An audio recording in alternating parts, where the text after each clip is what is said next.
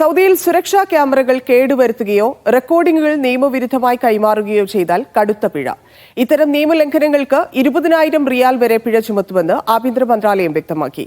Recording കൈമാറാൻ മന്ത്രാലയത്തിന്റെയോ ജുഡീഷ്യറിയുടെയോ അനുമതി നേടിയിരിക്കണം.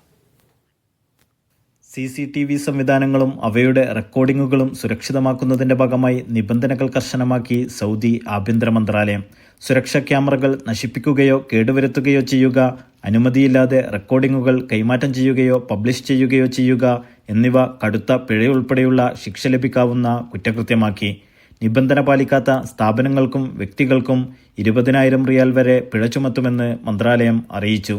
Recording കൈമാറുന്നതിന് ആഭ്യന്തര മന്ത്രാലയത്തിന്റെയോ സ്റ്റേറ്റ് സെക്യൂരിറ്റി പ്രസിഡൻസിയുടെയോ ജുഡീഷ്യറിയുടെയോ യോഗ്യതയുള്ള അന്വേഷണ അതോറിറ്റിയുടെയോ അനുമതി തേടണമെന്നും മന്ത്രാലയം വിശദീകരിച്ചു.